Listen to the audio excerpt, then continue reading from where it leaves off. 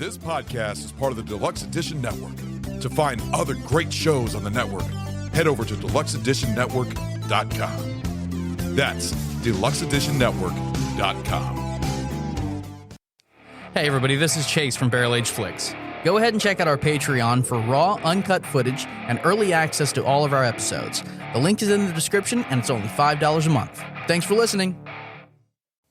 Aren't you going to say hello? Killed my brother George, you bastard! Hello? Who's this? It's me, Mike. Mike who? Hey! You okay? Yeah, pretty good! I'll kill you all! I'll drive you crazy and kill you all! I'm every nightmare you've ever had. I am your worst dream come true. I'm everything you ever were afraid of. I'll take all of you. Yes, I'll feast on your flesh as I feed on your fear. Let it get you, man. You saw it too. I didn't want to. But you did. You'll float too. You'll float too. You'll float too. You'll float too. You'll float too. You'll float too. You'll float too. You'll float too. Beat, Richie. I'm gonna have to kill this fucking clown. Welcome to the Losers Club, asshole! You all taste so much better when you're afraid. Hurry, Bev, kill it! Kill me. Oh, you are priceless, rat. I am eternal child.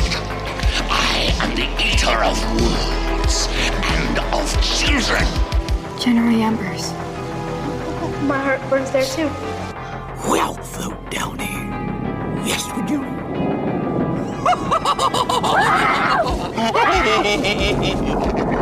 not done. I'm not fucking On your done. knees. I can't. No, I gotta kill the wolf! Fear.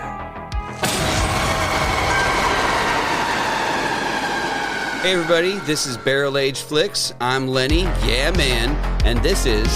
Hey, this is Ron. Let's drink, talk some movies. And Hey guys, this is Sammy. Let's do this. we also have... What's going on, you fucking nerds? This is Tyler. Let's talk about some modern mythology. And finally... This is Stu. Let's drink, motherfucker. Oh, hell yeah. So this is going to be our second episode for it. We're going to be covering... So for those of you that might not have heard the last episode, we covered we mostly talked about the two different Pennywises. Hey, Georgie. Exactly. Nice. That's Sammy. That's very good. So we this episode we're going to be going over the all the different Loser Club members, new and old, as far as like the two different films, and also child and adult, and also kind of comparing the two films. And we'll give our rating at the very end. We also asked in our last episode that those of you that follow the show to please log on to our Instagram and give a poll of who you think each one of us identify with as, or who you think that we closely resemble as far as the Loser Club members. And on this episode, we're also going to reveal who we personally, in our own opinion, think who we identify with the most. It's interesting. I'm curious to see how it pans out because I'm wondering, like, if there's a crop purpose, how are we going to like settle it out? Yeah, Ron identifies with Bev. Oh yeah, You're a fucking asshole. January embers. My heart burns there too. So, anyways, Welcome to the episode. nice. So, okay, we got for this particular episode, I chose a beer that was brewed in Maine, in Portland, Maine. Beer. Yes. It's called company called, and if I botched the name, then I apologize, but it looks like it says Allagash, Allagash. barrel aged. The one I chose was called Barrel and Bean. The description of it, basically it says it is an aged Belgian-style golden ale. It's they put it in a bourbon barrel for 7 weeks, then blended it in with cold brew coffee. And there's going to be hints of vanilla and caramel. Another coffee. I swear to God, everything is blended in coffee. Well, it was in a barrel. coffee. It was in a bourbon barrel, and it was done in Maine. So And it's cold brew coffee versus normal coffee. That's right. Hey, you got a point. So let's go ahead and give this a little try. Boys. Cheers. Oh, wow. Ooh, I don't know if that's a good or a bad face. No, dude, like the bourbon, it's got like a very strong bourbon aftertaste to me anyways. Interesting. It's strong. Like it's good, but it's got a really strong. No. This is fucking good. I actually like this one. That cold brew coffee really makes a difference to me than normal traditional coffee, you know, flavoring. This is really good. And but you're right. I do taste that bourbon back. Yeah, you can definitely taste that it's been in a bourbon barrel. So, you remember that other one that I brought for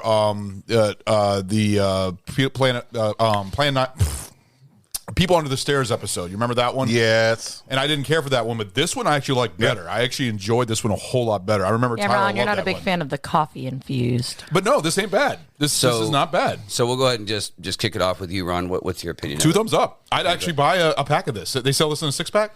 I don't know, but these were like almost $5 each, man. Like really? Jesus. Yeah, dude. Yeah. That's some bougie beer for barrel aged flicks. Yeah. And they're not even like the big boys. No, I thought it was. They're not even the the big standard. ones. But this is it's good stuff, and I think mostly the reason why it costs much is probably because it's being imported from Portland, Maine. Well, I mean that's perfect for this episode. That's not imported. All right, that's still domestic. Imported into the state. You shut your mouth. So every single time that you go out of the state, you get imported back in. So like Maine's is totally different country. Maine's? I hate you guys. Well, here, let's go ahead and give our reviews. 2 thumbs up. This one gives me 2. I get this 2 thumbs up. Stu, what do you think? It was gonna be 2 thumbs up. Now here was fucking $5 a bottle. You're like, fuck that. Fuck you guys. I'm giving it 1 thumbs up just because I ain't paying fucking $5. If somebody bought you this, you'd give this 2 thumbs up. Yeah, it's a free beer. Yeah, I'll take it. Fuck it. Yes. So yeah, I definitely give it 2 thumbs up. I will say, and you guys may or may not agree with me, but I prefer the Guinness cold brew coffee infusion over this one. But this is really good. I mean, I'm not gonna lie. I definitely enjoy it as a dark ale. So I definitely give it 2 thumbs up. Yeah, no, it's good. Just like you said, how much is that range? Guinness cold brew coffee infusion cost? Just wondering. Isn't it like $10 for $10 for a 4-pack or 8? Yeah, it's like $8. No, it's closer to 10. Yeah, 10 for a 4-pack. It's about $2.50 a bottle. Exactly, $2.50 a bottle, and that is actually imported. Yeah. All right, just saying. That's actually imported. That one's imported. From Iowa? That's my drink of choice right there when it comes to beer. So Nevada? It's domestic from Ireland. What about that big old California? That could very well be its own fucking country. Fuck that place. I hate you. No, I ain't gonna lie. Good choice, though. Good choice. Thanks for buying it for us. Nice. Nicely done, money. Yeah. So let's go getting into the movie. So we'll start off. We'll kick this off by talking about the different characters. So obviously, being like the main, I'd say like they deem him as the leader of the group in a way. We'll talk about Bill. Billy. Different movie, guys. Different movie. Oh, Billy. Sorry. Such a great movie, though. Cable Guy. That's another one. What about Jim Carrey as Pennywise? Oh, God, that's terrifying. Alrighty then. It's like the mask of methamphetamines. Oh, my God. With his facial feature that he's able to do? Pennywise is biting everyone. You know with his what? ass Because he's got that, especially when he does the Grinch. Yeah. I'm thinking of Pennywise right there, and the Pennywise makeup, that would work out perfectly. It's like, It takes all the new meaning to the Ace Ventura. And then he could literally just go through the thing and go, oh, Billy. his ass cheeks have teeth. Terrifying. Gives a whole new meaning to the word ass munch. We start, obviously the film starts out with Bill and his... the science guy? I'm sorry. So, wow. So so Bill is like deemed the leader, and he's the one that kind of kicks all this off when his brother, everything that happens with his brother. They have the miniseries version, and they have the newer version. So starting out, I guess I'll just start out with my opinion. We'll go around the table, but I would say so. The old movie. The kid, for his time, he was a very well-known kid actor. He played in Neverending Story. Part 2, I believe. And in Part 2. And he was... Chuck Norris movie called Sidekicks. Yes, Sidekicks. Kick it over here to Ron. He's our resident savant. He also was in the show Sequest DSV. Was it DSV? Yes, Sequest. I loved that show. You would. I don't remember. It was good. They had talking dolphins. It's sad, though, because... Sequest 2021 was a lot better. Yeah, he passed away in 2003 from suicide, so may rest in peace. Oh, man. For depression. Depression will get you sometimes, man. It sucks, but he did a good job. In fact, I actually liked his role as Bill better than the Bill in the newer version as a kid. I liked his version better. I will say, okay, so I feel like, I don't know, man, because and it's because it was made for TV. Like I told you about this earlier, but like I feel like the overall vibe for the television series was so cheese, bro. Like there was so much cheesy like lines and Leave It to Beaver with a murderous clown. That lives in the sewers. Like the scene Which where sounds amazing. Like I would watch the scene shit where out of they're that in the show. forest and Bill's like crying and he's like, "Help me, please." I was like, "Oh my god, dude!" I was Come on, rolling you my eyes. bastard! You killed my brother, you bastard! It was almost like having a kid say a cuss word, giving him permission to say a cuss word in front of his parents, and that awkward, like, I shouldn't say this. Like, it just, I don't know. For me, the acting was a little awkward, but again, for its time, I guess it was okay. And then the actor that they got to play the adult version, I could not get over the fucking ponytail. I hated that fucking ponytail too. It enraged me. That Bill was Denbrough. 1990. No, tied with that a was leather 1990. strap. Only thing Tied with a leather strap. The only thing I know him from is the show The Waltons. But no, so he, I didn't really, he was okay. I didn't really care for him very much either, especially, like I said, I couldn't get over the fucking ponytail. Now, the newer version, the kid, he was like weird when he stuttered too. He was like it was like really hard stutter. It wasn't very believable. Yeah. In my opinion, it was forced. So in the new version, the kid that they got to play Bill was pretty good. I feel like his intensity was there. It was believable. And I think it also helps that it being a movie, the kid was allowed to cuss. So it made it a little less awkward when he would say things. Shit, the kids like curse like crazy in the new one. Like Which they is- had no remorse. and we're gonna at all. But in the book, Bill book, and they do. Georgie cuss at each other to talk about assholes and all the different kinds. Georgie cusses in the Oh original yeah, book? Oh, yeah. he Oh, my literally God, like dude. when he like literally skins his knee. He's like shit, like he's like cursing. Yeah, Wow. there's I didn't know that. Dude, Yeah. the book has got a lot of cussing. Anyway, There's so also this turtle god thing in it. ultimately, Turtle. I like turtles. turtles. So ultimately, though, I gotta say that out of the four, the new adult Bill was my favorite, obviously because I'm a big fan of that actor. What's the name of the actor, Ron? It's your boy. For Jay McAvoy for the There it is. Yeah, Jay McAvoy's in the newer one. he was fucking brilliant. He was For the adult, right? Yeah, he's an Yeah. incredible actor.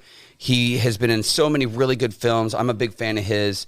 And he was like when he stuttered and when he was upset. The scene where I think my favorite scene with him is where he's coming out of the funhouse after that kid just got killed in front of him, and he's on the phone, and he's like, it just literally took a kid right in front of me. I'm gonna go after him. So yeah, so for me, it would definitely be one of my favorite scenes with John McAvoy playing Bill is where he's James McAvoy, sorry. Wouldn't that be a punishment shot? No, it's I just want to say John or John and James are close. They're pretty Okay. damn close. If I said like. Hey, I'm still learning the rules. Okay. If I said like Ted McAvoy, then you guys would be like, that came from left field. You're retarded. But anyways, when he comes out of the Too easy. funhouse, Too easy.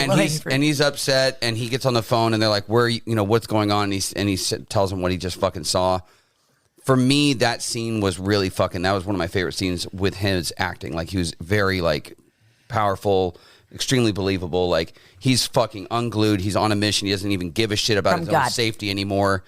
This guy just fucking murdered a kid right fucking in front of me. I'm fucking going for him. I don't care. No, the best scene was when he's going into the store to buy the bike with Stephen King. Yes! And he's like, I want the bowling ball, the beaver, the baseball cards, the fucking bike. If you're going to use that language, you might take it out in the street. Yeah, that was kind of funny. Yeah. It was great. No, that part was pretty Oh, good. I love liked that scene so much. It's so tongue in cheek. But his stutter was believable. Yeah, exactly. It was very That's believable. That's why it was the best scene right there. Bill. So it's just like I said, like I'm lobbing it up there now, like going around the table, like your opinions on like the different bills. I like the Kid Bill in the miniseries better than the Kid Bill in the movies. Agreed. Okay. Even though he was restricted by the fact that it was a TV miniseries. He was ABC restricted. was managing it. Yes.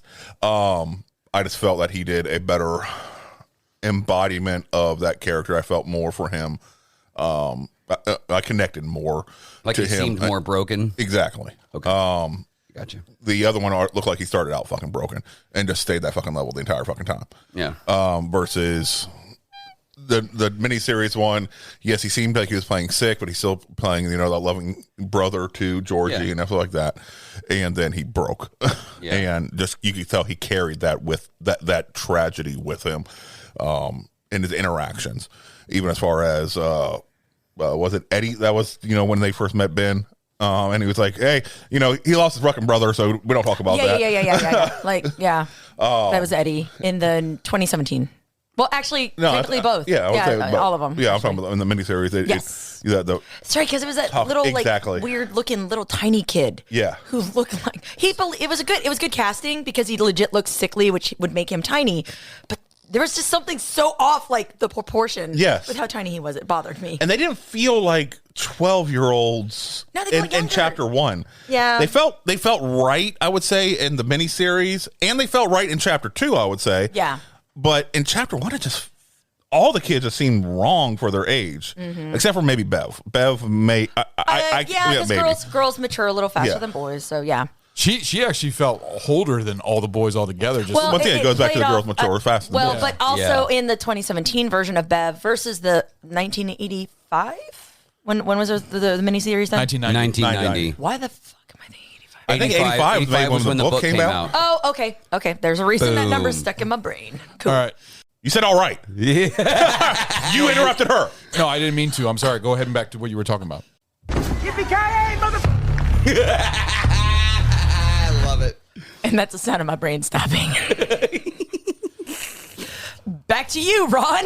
No, I'm just saying my favorite Bill from both of them is I like the original Bill from the miniseries as the little boy, but when it comes to the older Bill, I like James McAvoy's better. I didn't like Walton's family version. The Walton's family version kind of reminded me of Revenge of the Nerds. Oh yeah, yeah. When he was old, like one of the sequels, it's like when he's older and he has his his life all together. He has a little ponytail. Yeah.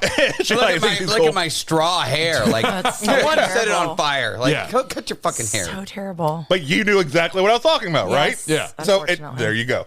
So who's the next one?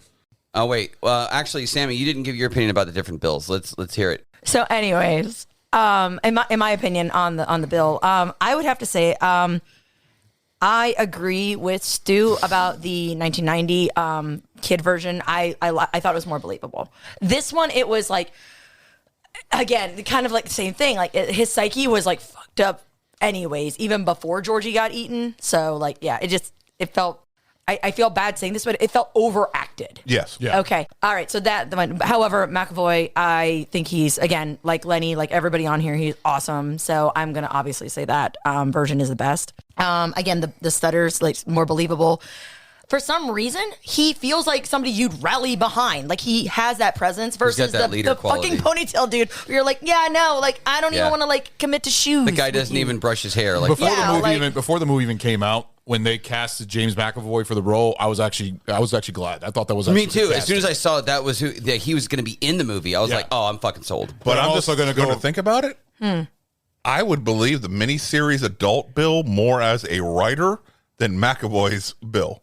I disagree. Really? Yeah. I disagree. I've seen multi-level, like different writers and stuff. I don't feel like that's necessarily a thing. I feel like there's most of the part, the writers I will give, as a whole are not I'll classically attractive. Yeah, I'm not even going to I am trying to be as nice as I can. Stephen King's a weird looking motherfucker. I love his gumpy teeth. Right. He makes me laugh so hard. Yes. When I saw him in Creepshow, he's like, hey! I was like, yes. Most writers as a whole aren't what we would typically consider hot. I'm not what you would consider traditionally attractive. So in that case, I'm going to be more believing the 90s Bill adult versus McAvoy's Bill adult. Because I said ponytail guy, he looks like a fucking nerd who would be sitting in front of the computer. Yeah.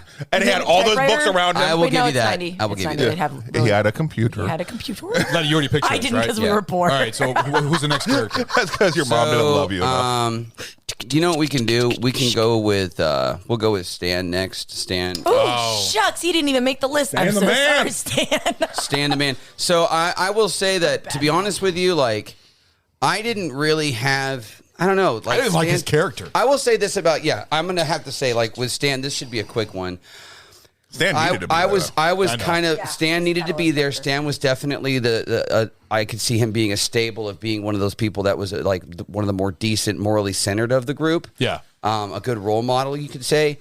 But like, I just literally every single like in the miniseries as a kid and adult, and in the movies as a kid and adult, he seemed like the biggest wimp.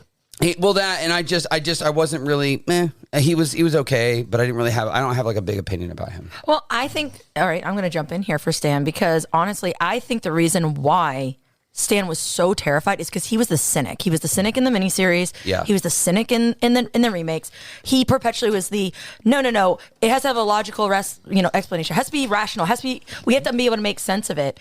He wasn't willing to take this leap of faith behind Fear's whole thing. He just didn't want to buy it. And then when he realized it, it was like he mentally broke. Yeah. He mentally broke on all barriers. So I have a question because I was thinking about this while we If you guys don't like Stan, just saying you're anti-Semites. Right now. No, I'm about to say something about Stan's character in a second. But all go right. ahead. But here's a question. So, all right. So we've kind of touched on this a little bit about, we all know Stan ends up punching his own ticket on all of the facets of the book, everything Right. else. This would be, I guess, traditionally defined as like a catalyst event in the book because it literally resonates and ripple affects everybody in the book. Right. So that being said, what do you guys think about the different versions between the miniseries and the adult version in 2019 of Stan, where Stan in 2019 is basically almost like a martyr? He basically is like, I know I'm not going to be able to go back. I'm going to take myself out. And that in turn catalyzed them. They're rallying for him, all of these things. Versus the 1990, thank you. I was totally going to go 85 again. That's so bad. The 1990 version where Stan almost like, it's on it says it on with blood on the wall. Now, whether Stan did that or Pennywise, who knows? But like this whole thing where almost he really was more like, I can't go back. I'm a coward. Punched my own ticket.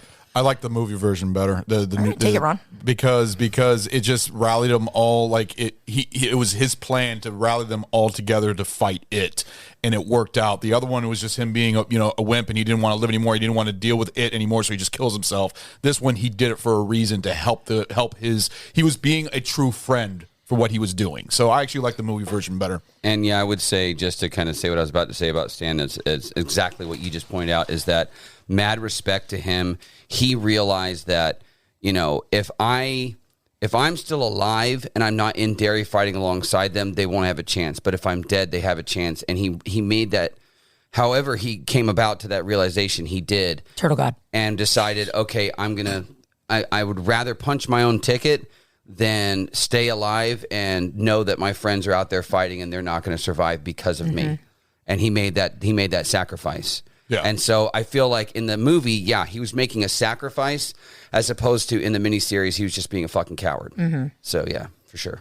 Okay. I disagree with all of you. No. I'm literally cracking my knuckles. Oh gosh, here we go. They do not say that he's a catalyst. They say, like you were making, Lenny, that he knew he was too scared, too chicken shit to go back to Derry, but he also knew if he didn't go back, they were all fucked, so he killed himself. Right.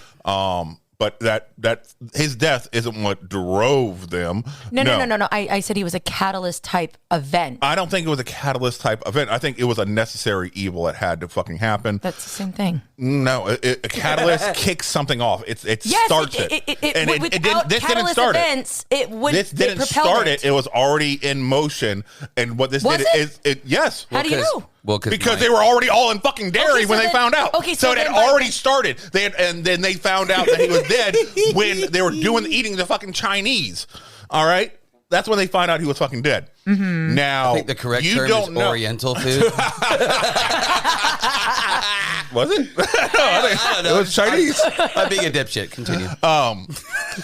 So just because they didn't show Stan from the miniseries sending a note saying, "Oh, I killed myself because I'm too chicken shit to go back," we don't know what his motivation is.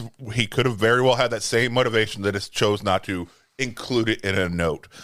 But the Stan coming back in the miniseries, head in the fridge, was fucking perfect. No, that was good. I like that better than the Thing spinoff. Exactly. The spy, you didn't like that? That was creepy as shit. It was creepy as shit. But, when they open the fridge and all the balloons come out and you see Stan, the adult Stan looking talking shit. Hey, I still see you're a fat piece of shit. And just talking shit to them. And yes, of course, it's Pennywise being a dick, but it still worked so well. Yeah. That's all I had. All right. So that wraps up Stan. So that wraps up Stan. Well, that's fine. We'll move on to Richie. I would yeah, say let's- Richie let's for move on. let's hit some of the smaller ones because Richie is going to be He's a big one. He's a big one. So And let's- he's Him and all Eddie. over the place. Yeah, Eddie and Richie, like we'll hit I those say at let's the go end. ahead and do Ben next. With Ben, I want to say Dover. Here's I'm actually curious to hear your opinions about which Ben you like better. Yeah, so the 2019 was super hot but had no substance. He was just pretty to look at. so Which 2019 so attractive. And Lenny's Oh my like, God. wait, am I one of those? So I will say this. the fat one. So the kid version in the 1990s wasn't believable in my opinion as like a fat weak kid. No, he actually seemed like more of a tougher kid. No, the he way was, looked. like, with his- I with his agree with flat you on top. that. I would have saw him as a football player. Yeah, he looked like he could- exactly. Yeah. I saw that all together, but the one in the newer version. In the newer version, that dude was soft as marshmallow. That kid was fucking weak and sensitive and fat. Yep. He was very believable as like this type kid.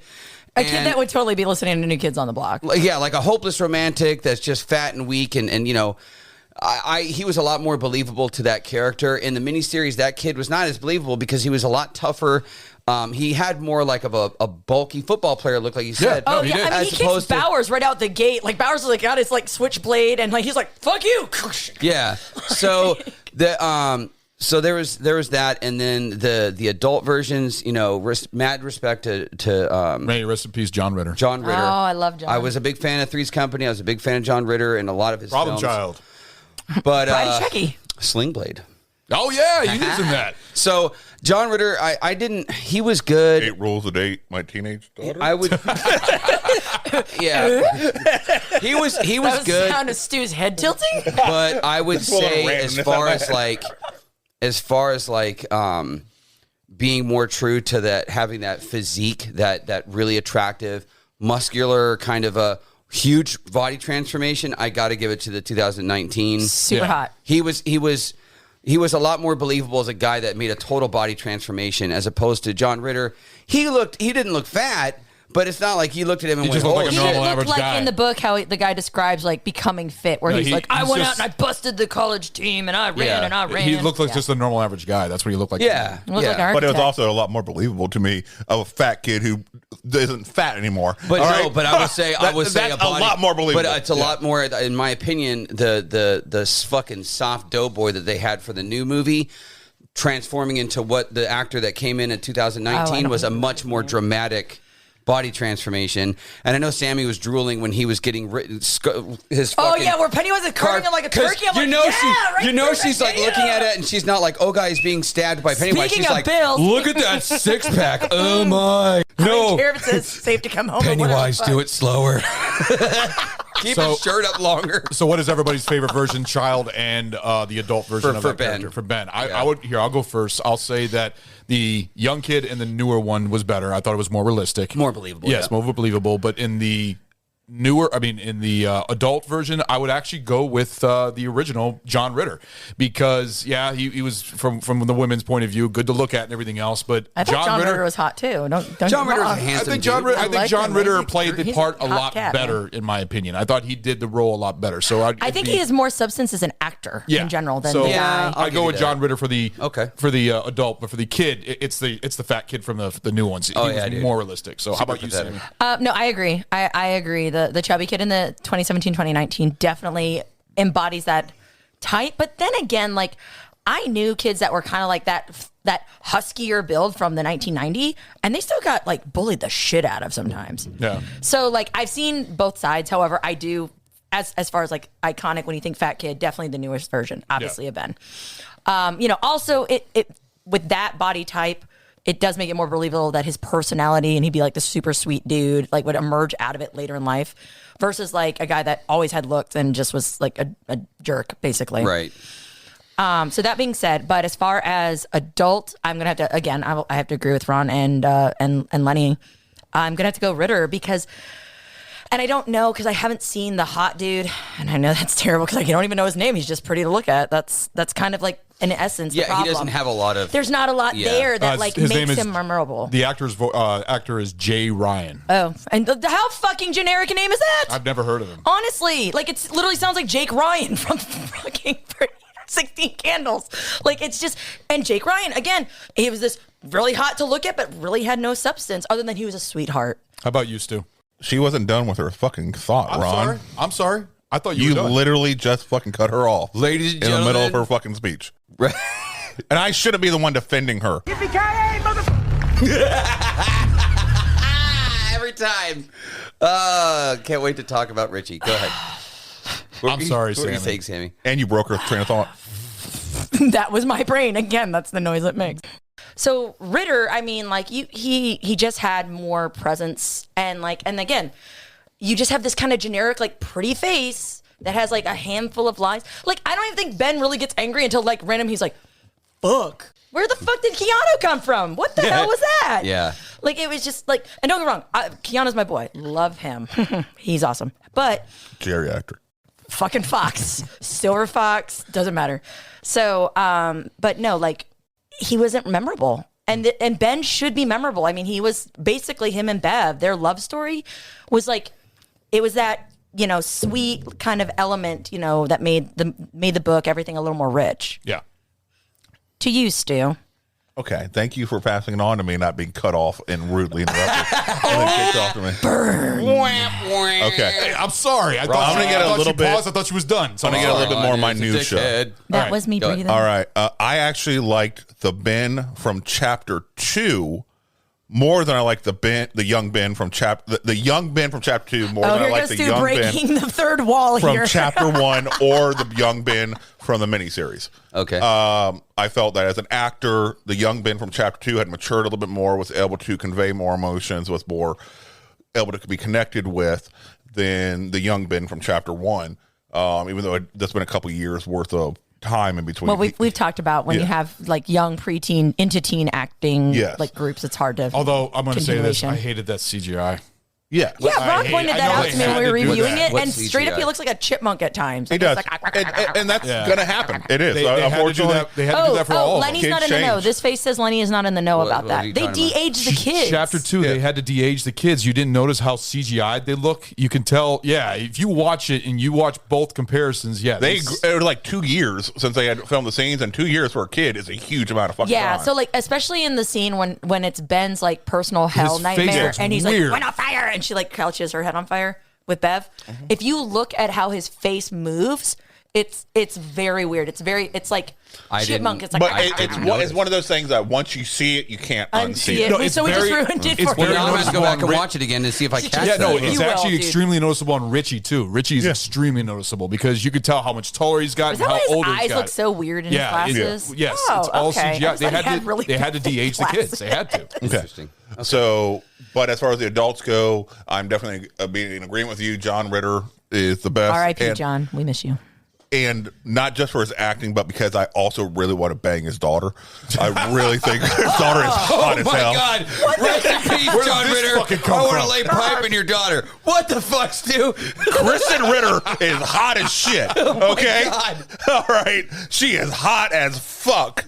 All right. Okay, who? Jessica Jones from the I'm so Netflix sad show. how fast Lenny's that's looking his it up. daughter. I That's his didn't know daughter. that. Who? Jessica Kristen Ritter. I didn't know Yeah, that. Is Jessica Jones from the Netflix Marvel shows. I did not know that. What have you not seen? Oh my God, what is happening? You pull that up. So, anyways, all right. So I'm gonna move it on to let's go ahead and do Eddie next. Oh. Why are you wrinkling up your nose? She's like, eh. How are you not? How can you not admit that she's hot? I mean, she's pretty. So I don't have a way. So he's like, For me, I'm so like, disappointed in she you just right looks now. like another chick. I'm like, she's all So, right. I've seen anyway- She was hotter. also from Breaking Bad. How about She was Jesse's girlfriend Yeah, who ODs. aspirated. How about instead we do Eddie, Okay. because Eddie's So- also a huge big character. How about we do Mike first? Because Yeah, let's Yeah, get let's get to Mike. smaller, Because let's Mike do really- some of the smaller Yeah. ones. So I will say for me, Mike and Ike. Delicious. I will say that the Actually, I never thought of this one. So the kid version of Mike, I want to say I enjoyed the miniseries version a little bit more, and the reason why is because I liked how he was so innocent, and he was like that scene. One of my favorite scenes with him is where he is in the classroom and he's doing a show and tell about all the stuff he's researched about the town. I just thought that was really cool, and it was more accurate to the book too. Yes. Yeah, I much hated more that accurate to the book. they, I guess in this day and age, we could call it nerd bendered. Like, I don't know, like, honestly, because in the book, it was Mike, and that's why he becomes a historian, his librarian, Right. all of this stuff. And then they, for some reason, in the newer versions, they made Ben. Well, I guess make them more of a, more of a lamer? nerd, I guess. But I was going to say, like, I feel like the cool thing about him was not only because, like, in the book and in the film, first of all, his parents weren't dead, okay? And his dad. Wait a minute, the book, they weren't dead? No. They run one of the slaughter farms or slaughterhouse farms in the area. Yeah, and so that was just made for the movie. And they got Yeah. they got beef with Henry Bowers. So them being yeah, burned in the building? they have together side-by-side property. So that was added for the burning building and Yeah. everything else? Yeah, that was I thought that was in the book. No, in the book, it's the black spot being burnt down. And Gotcha. they reference that in the newer movies, but they don't get into it. Okay, I didn't know that. Okay. So in the newer movies, like his parents died in an apartment fire, and that is not in the book. It's just a thing that they changed for whatever reason. But I have no idea why they changed it. It I don't didn't do know. anything for him as a character. I have no idea. Changed him as a character completely. So- Well, they do that his with all motivation, his logic. So in the Go ahead. they might have thought They that Clarice it was Starlinged him. So in the miniseries, he was the historian, and one of the reasons why is because his parents are alive, and his dad would, on a regular basis, tell him about how Derry used to be, and like all like the tragic stories that he actually was alive during, and things like that. And that's what sparked his son's interest in learning more about the town and figuring out, okay, well, there's something really fucking wrong here. Every 27 years, something really bad happens. So that unless you're the miniseries, for some reason it's 30. Yeah, round it up. They just kind of rounded. They're like, 27 is too. They don't have time. They don't have time for that. 30. Yeah, so Faster. I liked. I want to say I liked the miniseries Kid the most, and then I would say for the adults, it's kind of a toss up, man, because like the miniseries adult Mike, I felt like he was a little bit more wise. He was a little bit more like put together, knew what was going on. He's like, okay, I'm seeing these things happening. I've got to You talk about the miniseries version. That's, right. Yeah, I've the got to actors, activate. Tim I've got Reed. to activate the Avengers, and we got to go fight the it clown. But in the new one, I feel like that adult Mike was like more like crazy. He was more frantic. He was more desperate. He was more like willing to do things that were not of a person of sane mind, sane and moral centered person, because he lies several times, and each time he lies, he's putting all his friends in serious fucking grave danger. Did he drugged Bill? And he drugged Bill. Well, but that actually happens in the book. He does? Yeah. Because I was asking Sammy because she read the book about that whole ritual that they had to do. I thought, did that happen in the book? I mean, was that even in the book? Because that wasn't even talked about in the miniseries version. Yeah. So I don't know. Like I would say it's kind of a toss up between the two adults. I think I like the desperation of the newer version, but then I also like the whole put together miniseries version. But go ahead, Ron. What were you going to say about? No, I was going to say my opinion once you're done. I'm going to go. I'd say I like the original Kid from the miniseries. I thought he did great. I thought that his name was Marlon Taylor, who did the role, and he did a great job. I thought his was more believable. Now the older, I actually like the newer one. His name is Isaiah Mustafa. That's the actor's name. He's also the Old Spice black guy that's on the horse. Is he really? Yeah. I did not know that. That's awesome. Yeah, no, I thought that was really cool. But I thought that what? I was trying to do the Old Spice, but I can't whistle. Is there a whistle in that? There it is. Oh. But no, yeah, there you go. Nice. Yeah, he's like all the big good-looking dude on the horse that does the Old Spice. But yeah, if you watch that, that's him. But I thought that him being crazy and everything actually worked better. The other one was more of like a wiser character in the miniseries. I liked the crazier better. I just thought it fit in because he was really the only one like that in the whole crew. Because all of them had a different personality. Yeah, sorry. I was trying to I was spacing on the word personality and everything else. Banjo. And I enjoyed his baseball cards. Jeez, I enjoyed his personality a whole lot better. But how about you, Sammy? Spicy boner. Sorry. Seriously? Spicy boner. No, thank you. I'm good. No, we were naming things that begin with B. Sorry. Go ahead. Spicy would be the first boner. part. Boner. But it's not just boner. Bill. All right. Why didn't he just go by William? You can't say your own fucking name. Will. But he didn't. He didn't stutter on the W's, did he? He only stuttered on the B's. We have derailed. All right, go ahead, Sammy. What's your opinion on the mics? On the mics. All right. No, honestly. So I actually, Again, I'm going to have to do a percentage on this because there are parts of the current, the newest version of Mike that, like, as an adult, I didn't really... The only thing I liked about the newer Mike in the newer versions was that straight up he knocked the shit out of Bowers and he down into the freaking pit. And I thought that was great because, again, if you go by the book, Mike has been taking verbal slander from Bowers' families. Like almost like the Hatfields and McCoys. Like, they have been going at it forever. Yeah. They loathe each other, and they share a property line. A lot of racial tension between the two yeah, families. very It's bad. much. And Yeah. we'll leave it at that. Yeah. Because it's 2021. So moving on. And so, like, basically, I liked that part. Like, I liked that he was finally like, I'm over it. I'm going to actually fight for myself as a kid in the newer versus. He stood up to him. Yes. And in the 1990 version, he does, with the losers having his back and the rock fight. And that's like the bonding and the big thing and all of that, how they became like engrossed in the losers club. Yeah. Like, it was a big thing. Now, as far as adults, I like, again, that level of mental dehinge that the new Mike has, because, again, you have to think about the fact that fucking everybody but him got out of Derry. Mike's the only one to stay there. That means that Mike not only got to see the back half of whenever the fuck they rolled out of Pennywise's, like, last thing when they were kids, but also, like, when it starts up, he's literally the one counting the bodies. Yeah. And that's going to freak up anybody over time. Oh, yeah. So I like that element was touched on, but I also like the fact that in the miniseries, Mike was this, almost to a degree, the voice of reason. He was the historian. The wise. He was, the wise, the centering, kind of the Yoda of the group, you know, the sage. And I do feel like that is a little more accurate to the book. I didn't like the shadiness that was in the current version, like we said, the lying and the manipulation.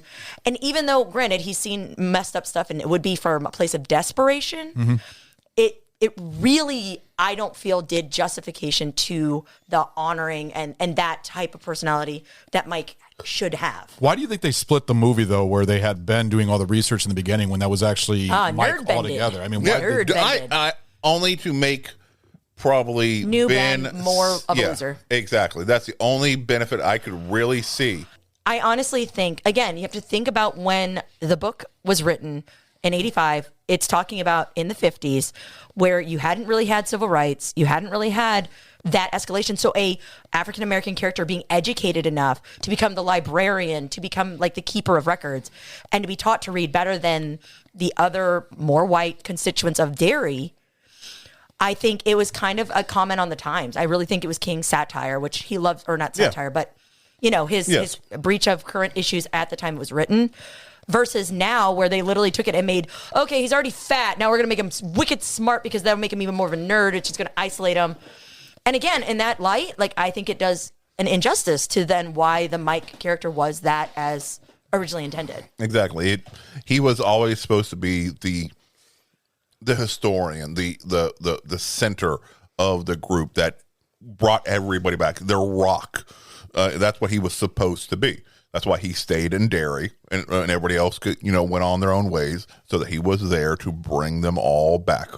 And they did him a disservice by taking away stuff that made him his own person. Yeah. And they just switching part of the roles that didn't work to me. I definitely I like both Mikes from the miniseries better than I like the Mikes from the new ones. I thought they were better acting, better done, more made sense with the theme that they were trying to tell for the character arc. And also, I don't think the Mike from the miniseries was a psychopath who fucking held on to a rock for 27 fucking years with another person's blood on it. Again, Hatfields and McCoys, maybe. That's fucking weird, right? Holding on to a rock with somebody's blood on it for 27 fucking years. Well, in that vein, Ben carrying that torch for a long time, his arm must be tired. Exactly. It's true, though. That is true. The miniseries, Mike, as actor is Tim Reed. I've seen him in a lot of things. Yeah, he's a great actor. He's an established actor. A lot of TV series, apparently. I'm looking. He was actually in the Highlander TV series. I didn't know that. Yeah. And Zorro and all that. But I thought, he did a good job. But I still like the other one version better. But I don't know. Maybe you're wrong. kind of no. I was going to say this. I was going to hand it to you. Spicy boner. Punishment shot. Spicy boner. Nope. Pour it. Don't Pour even it. bother. Pour it. Pour the shot. Pour the shot. We want to know how that punishment tastes. I'm assuming nutty. Peanut buttery. Oh, it's going to taste like Reese's. Only makes you want to vomit. Chug that peanut semen. Oh my God. Seriously? That makes more sense than your hypnotic then for our previous conversation. Yes. Ron just Do in your mouth. Ron just blew Pennywise. Oh God. Give me this blue Mr. Peanut. This stuff is nasty. So at that, I'll go ahead and segue into the next one. And since Well, Stu, did you finish your thought on that? Yeah, I'm good. Yeah. Okay, good. So since he is such a like kind of the anti-Mike, we'll go ahead and roll into talking about Henry Bowers. Oh, Yes. I'm gonna like this one. yes. This one's going to be a real easy one for me. Honestly, I think everybody hands. I'm going to tell you right now, and people might disagree with me. Hands down, the new version of the Henry Bowers kid and adult were fucking psychopaths compared to the miniseries. Like fucking unhinged, unglued. Yes. Fucking even the kid. I would, as an adult, would be afraid to be around that kid. He was a fucking nutcase. with the 80s mullet and everything. Like, dude, he was. I love Eddie's comment about that. Yeah. Cut your fucking mullet. It's been 30 years, man. I can't wait till we talk about Eddie. I can't My wait either. favorite. I can't my wait. goodness. Go Yeah, ahead. So yeah, hands down for me, it's the new films, both the kid and the adult. There's no comparison. Fucking unhinged psychopaths.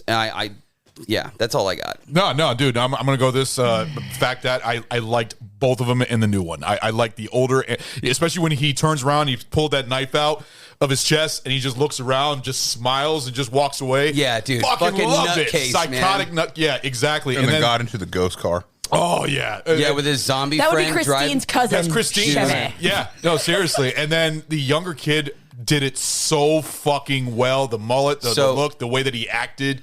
And especially when he got so scared of his father, he pulled it off so perfectly well. Like No, how the he actor, whoever that kid actor for Bowers, legit, like, he's a really good actor. Or at least he's like getting really good chops. I will give that character had a lot. I'll give you a little bit of background. I forgot to mention about that kid too. By the way, he played a vicious little motherfucker in the movie, but off screen, one of the nicest kids there. Oh, yeah, that's and he was normal. like was like best friends with the Losers Club kids. They would shoot a scene where he's being a fucking son of a bitch, and then as soon as the camera stopped rolling, they'd go off and have lunch, and they'd hang out, and that like all of the And then he kid blew them all. actors. Yeah. Well, all the kid actors That was agreed. They said that Hutchins. he was like the nicest fucking guy. He was such a nice guy, and to watch him play such a fucking psychopath was just I feel so like that's crazy. a common thread with like a lot of like when you find character actors. Yeah, Like, yeah. they're like, oh my gosh, that guy must be fucking ridiculous to work for. And they're like, no, he's super sweet. He brought us bagels. It was great. Yeah, he's super nice. Like guy, everything yeah. I understand, Robert Englund, nicest motherfucker in the world. Yeah. All right, super nice motherfucker. All right. Same with the most recent Jason. He's like fucking 7 fucking feet tall, and he looks like he's built. He like looks a shipwreck menacing, is. but he's And actually like, the most- "Rrr," and then he's like, "Here's some muffins." It's like great. Super nice guy. Yeah, Super exactly. sweet. Sammy, what's your take on Bowers? Oh, all right. So, oh man. Okay. I agree with Lenny and with Ron that the psychoness of the current, like the newer Bowers and even the adult Bowers, I have to turn it over to the most recent installment of it from 2017, 2019, of course.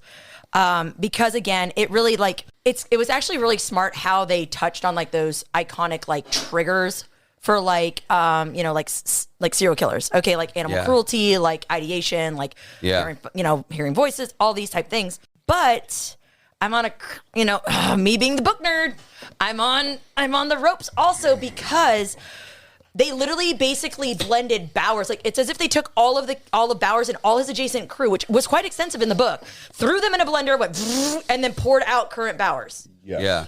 And that's the problem because again, just like you have the Losers Club, you also had Bowers and his boys. And I mean, very much kind of like we talked about Bowers versus Mike. You have to have that conflict of these different groups, this duality, like, good versus evil. We've seen it a million times. That being said, there were some really crazy things with like the friends of Bowers, like fucked up stuff. And I'll let Stu kind of jump into that one. But like, again, I love the current Bowers. I love the adult Bowers. and I know Stu's gonna have a different opinion because we already discussed this earlier, but like to me, it made the most sense because there was a disjoint in the 1990 miniseries for me with Bowers. I get that his hair turned white, but he looks fucking ancient as an adult versus this like, you know, freaking ducktail greaser kid, even though it was 30 years later. That 3 years did a lot to Bowers. Yeah, I'm going to say this flat out. 30 years in a fucking insane asylum. What's the hairstyle? Okay. What's the hairstyle that they have? It's a ducktail. Ducktail? Yeah. Man, that's a weird style. And I got to say 1958. that Come on now. the 50s kid had straight hair, and the old It's all curly. it was and all whatever. curly. There's no way that would. It didn't even look like a believable jump. Fear made his hair curly and white. But white, yes. Okay. No, it can do that, but I don't know about I got curly. really afraid, and now I have a perm. Even his hair went. Exactly. It curled up. Oh my God. His hair went into a fetal position. So having said that, Stu, what's your opinion? Oh God. I have curly hair, and now whenever I see it, I'm just gonna think my hair's in a fetal. Anytime I see someone with curly hair, I'm gonna be like, "Were you really scared recently?" Exactly. You're welcome. Oh, my hair. To piggyback on the point Sammy was making, yes, the Bowers in the newer ones was a complete and utter fucking psychopath. But guess what? That's not the Bowers that was in the book. That's not the Bowers that King was intending. He was just going to be a regular fucking bully who, had a little bit of fucking bad side to But him. mainly a tool of Pennywise. Honestly, basically a what do you want to call it? A daywalker form of Exactly. Pennywise. That's what they were. And Hutchinson. So the kid from the new movie who was playing with the spray paint and lighter. All right. So he just seemed Is that Belch? No. Belch no, was the no. fat dude with the baseball cap. Okay, gotcha. All right. No, this was the one that had the cat T-shirt. And so Hutchinson, and they played him off in this new movie. It's just your typical bully guy. Nothing really, super bad about him. They had an entire fucking chapter in the fucking book of how fucked up this kid was. Yeah. All right, he was the one that was torturing animals, putting them in fucking refrigerators All in the the junkyard, terrifying shit. and then coming back to see how check on them to see if they died at the time, torturing them, doing all the horrible shit. That was Hutchinson. All of Bowers' buddies all had their own little bad parts and shit like that. And like Sammy said, they just rolled them all into fucking Bowers and made this super evil motherfucker that's not. Yes, they do exist. Those monsters do exist in the real world, but they're so few and far between. Yeah. All right. And the one thing I will say about the movie is giving him the motivation of that asshole dad, and actually showing that motivation of the asshole dad. That was a really smart play. But I still think the Bowers from the miniseries was more of what the Bowers that they were intending. Yeah. More of that, just a prick for being a prick's sake. Yes, he had a little bit of craziness to But him. nothing like Hutchinson. Exactly. Yeah, no. Until he saw fucking Pennywise and then just lost his fucking mind altogether. And then they, spend the next 30 years in a fucking insane asylum. All right. And then he sees Pennywise up in the fucking moon. Well, that's because they reference him as the man in the moon. Exactly. Yeah. Yeah. Well, the actor who played the older Bowers is called Teach Grant. I've never seen him in anything. Most of the stuff is all TV stuff and everything else. I still think he pulled it off great. Yes. I like the Bowers from the miniseries, both the young and the old, better than the newer ones, because the Bowers from the miniseries, or the older one, he felt more of that crazy follower instead of just somebody out there for revenge. Instead of being Manson, one of his followers. Exactly. Okay, Which I'm is following. what I felt that's what the Bower was. He was a follower of Pennywise because his mind is broken so much. He just became, all right, I will be Penny's body in the real world. I'll be the one who can get them, whether they believe in Penny or not. Yeah. I can be the one. Well, and I'm going to make it so that they fear him because I'm going to basically kill in his name instead, so to speak. Yeah. So either way, that's what he was supposed to be. That's what his character was supposed to be. Versus the new one, it's just some random fucking psycho. I did like the homage to Christine though, where they brought Hutchinson back and he's all like mutilated. Yes. It was actually I read this and I didn't realize it. I'm going to actually watch it again. it again. Watch the movie again and see this. But apparently, when Bowers in the new one comes out of the insane asylum, the car he gets into is the same Thunderbird that Christine is. It's even the same color red. It's a cherry red, like I think it's a 1957 Thunderbird. That's a good. I actually read that as an Easter egg thing when I was online. Yeah, makes sense. But then later, it's weirdly enough. But later you see Belch's car instead. Yeah. So I'm like, weird. Yeah. So who's our next character? All right. Well, so I was gonna just to kind of hold on. How about we hit the adults as a whole before we hit the last? That's what I was gonna do. Okay. So I was gonna say we could just kind of hit the adults as a whole. We're kind of doing both of them back and forth. Well, I know that one of the things that we wanted to touch on was the specifically Adrian in the scene where they have the gay couple that gets brutalized so that is not featured in the miniseries, but it is featured in the movies, and that is true to the book. Yeah, I asked Sammy that because I was wondering if that was just a put in, and I was shocked that it was in the book. Was actually almost like verbatim from the book. It was very, very accurate. The scary part is, even though that was written in '85. I could still see that exact scene happening today. Yeah. And that's, honestly, I feel like that is a scene that, and this is me throwing it out there, whatever your opinions are about, that, I will say that nobody deserves to be brutalized for the choices they make in life like that. I will say that my hat tips to them for putting that scene in there and keeping it true to the book, because it's very uncomfortable to sit through, but it's necessary, I think, because it needs to shed light on the fact that shit like that should not fucking happen. Yeah. It does happen, and here's the other thing, is that people need to stand up and say something when they see that shit going on and not just let it go. Yeah, no, I agree. And actually, a little back information. So the reason that Stephen King integrated it into the novel, the 1985 novel, was because in 1984, there was a murder of a homosexual man named Charlie Howard. Literally, that's what inspired, and that's why it was put in. Was again, it was just like we kind of hit on the head earlier about Mike and the African American and the civil rights. Again, it was King's attempt to bring these social issues into his work and into light. Right. That they needed to, knock it the hell off. Yeah, right. And it's so I again. Very uncomfortable to sit through, but very necessary, I think. And again, I have a lot of admiration for the crew and for the director to put that in the film, because it's something that needs to be highlighted, and it's something that needs to be eradicated in our society. When people see stuff like that, people need to step forward and fucking say something and put a stop to it, not just, oh, I don't see anything, I don't want to get involved. Like, no, get involved. If you see injustice and you see innocent people being preyed on, you fucking, it's your responsibility as a human being to stand up and say, no, I'm not going to stand here and watch this happen. No, I agree. Now, apart from that, I'm going to say something about that scene that I fucking loved, was the fucking balloons. Was that even in the book? That was in the book. All the balloons that was were in like the book. Floating over the river. That was in the book, river, right? Yes. Yep. That was they all really came, cool. They all came from out underneath the bridge. That was in the book. I thought that was actually really cool how it they was did fucking that. eerie. Yeah. No, it was good. Yeah, I like that. Hold on, I do want to just say one thing. You said nobody deserved to be brutalized like that. I will agree mostly, except for people that make other people watch Split Second.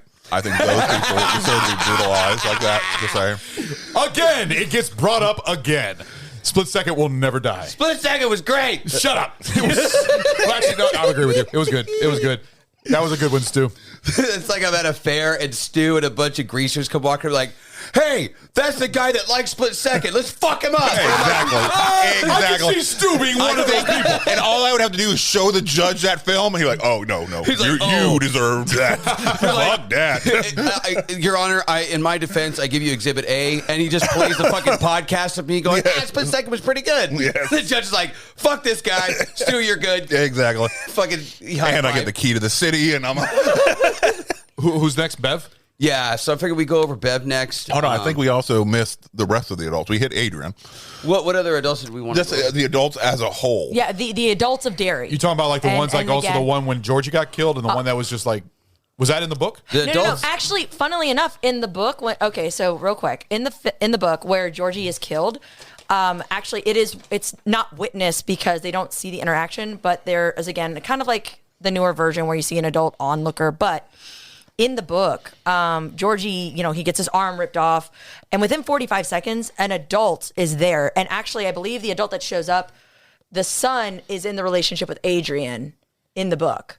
I cannot remember that far. I literally just listened to this, and I'm like 80% sure. So again, you have that arc, between these characters. But that being said, in the book, Georgie's loses his arm, like they describe like the nub sticking out, like it's pretty graphic, like when you read it, but it's good. And within 45 seconds, somebody shows up, grabs him, they have Georgie. Versus both miniseries and film, where fucking Pennywise ends up with like all of Georgie. Now, one could argue, is this like his projection of Georgie? But no, because you straight up see Pennywise grab him in the new version. Yes. Yeah, and like drag him into the sewer. I mean, and even the new ones, they show Bill making those model, and trying to figure out where he's gone. Exactly, in the new one. Locating the body. In the miniseries, I don't know. No, I don't think they did. You talking about the hamster tubes? And no, in the miniseries, he doesn't get whether one or the other. Well, no, I want to say that it's implied that he wasn't, because shortly after they show, you actually see the burial site, and then you see see the coffin, and they're doing a whole. That doesn't mean the coffin was it's something that was in there. That's true. Well, I would say it's open-ended for the miniseries. It's definitely fucking Georgie went down. It's cut and dry in Georgie the movie. went down the sewer in the new one. So moving forward now, like talking about the different Bevs, I would say the kid version of Bev in the miniseries seemed a lot more believable. Well, she seemed a lot more innocent, and in the newer version, she was is bad girl Bev. Well, no, in the newer version, where she's smoking and she's like kind of like almost like a but I think that rebel also, girl. I think you get more. I feel like the mini-series Bev was more timid. I feel like the movie Bev, child Bev, was a little bit more arrogant. You could tell she was broken.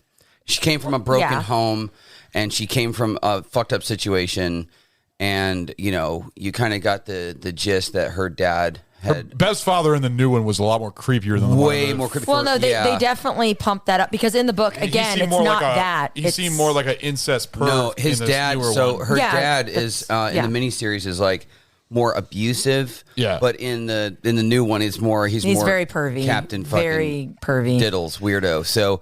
As far as aviators and a thin mustache. So gross. So the adult Bevs, I'd say the new Bev. I mean, she's attractive and believable. There's something about the adult Bev in the miniseries that was just really sexy to me. I don't know what it was, but she just you got that sense of there's a part of her that she kind of keeps locked away that. A lot of men want to unlock. Oh my god! Ew! Really? Oh yeah. I'm just gonna tell you. I've got. Are you the keymaster? Yes. Oh my god! Really, dude? There's something about her. Number 5. I will tell you right now. This is the scene where she's sitting there and she's talking about how she kind of that day that all the boys came over to her house and helped clean up the blood. Yeah. She was like reminiscing about that day as an adult, and she's like, "That's the day I fell in love with all of you guys." And as she's talking, she's like resting her face into one of Ben's hands as he's kind of like caressing her face, and just you wanted to caress her face. I did. And you did. And I will say, like at the end of that movie when she's driving the car and Ben's got his head on his shoulder and he's kind of like. I got that like real sense of like she's a real strong woman that now has like a good man that she loves. Yeah. I don't know, man. I just something about her. Like you have perpetual white knight syndrome. You realize that, right? Maybe I got a big kick out of her. Like I liked her a lot.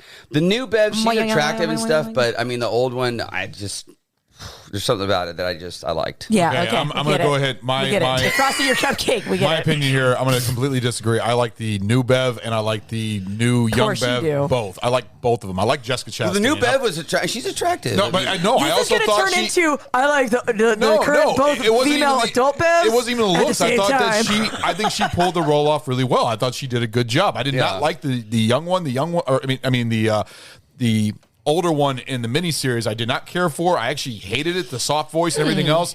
I liked Jessica Chastain a whole lot better. Now, for when it comes to the young Bev, the little girl, I've never even heard of her, really, to tell you the truth.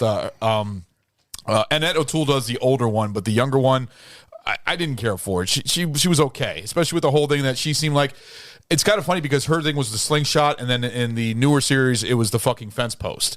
You know, with the whole ordeal. But I don't know. Monsters. I liked both Bevs in the new one. Space Turtle wanted her to have. Oh my god, this slingshot. fucking Space Turtle.